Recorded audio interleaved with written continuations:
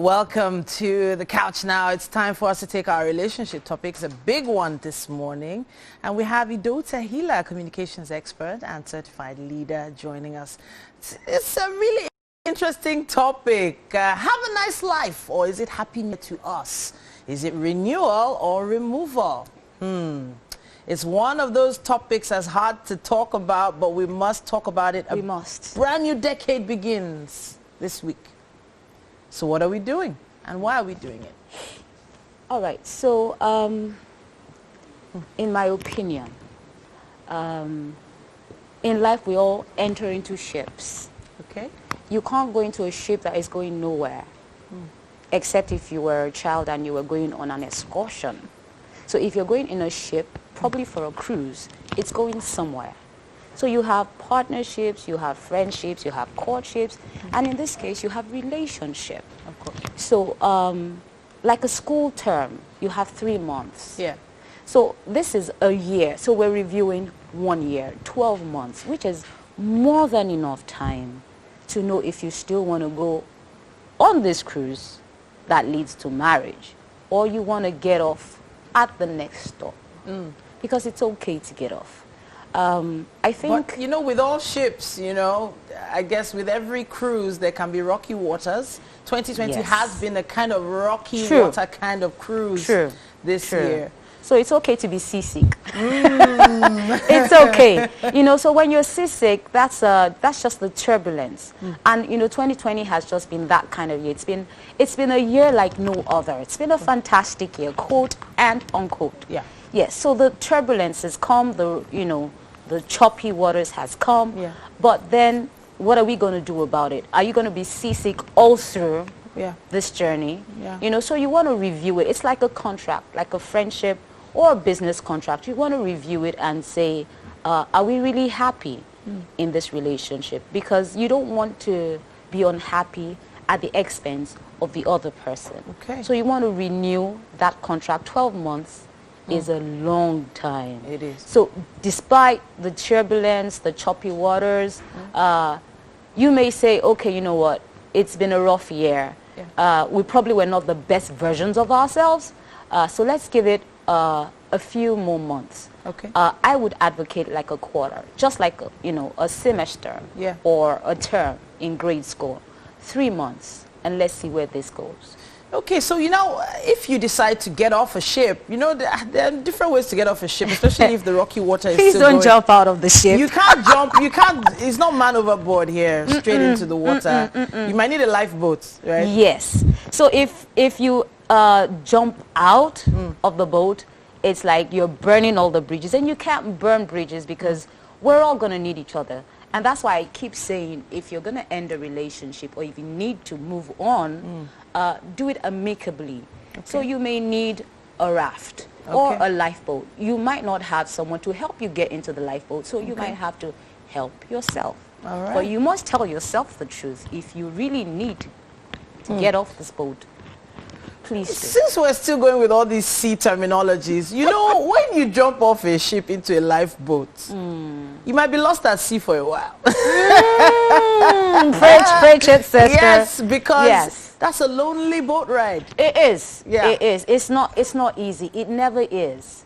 It never is. But life is about risks, and life is not easy in itself, but you have to make it work, which is what I advocate. You know, life has intricate knots. You have to be patient to undo each knot. Okay. So even when you get into this lifeboat and it seems you're lost at sea, that's why we have people, the lifeguards and people manning the seas to find who's missing or who's lost at sea. Okay. So, you know, hang in there. Someone's going to come and someone's going to find you and rescue you. Amen. It could be a new friend. It could be an opportunity, you know, but something will come to get you out of that, you know, predicament. Amen to that. Amen. But, you know, New Year is a very emotional time for a lot of people. So talking about people's mental state, a lot of people just decide, you know what, it's the holidays, it's been a lonely season throughout the year. Yeah. People have been alone. People just want to have people around them. Yes. That's why they're staying on the boat. For people like that, what would you advise they do before they jump off? Yeah, I know how it is to get lonely, especially in this kind of season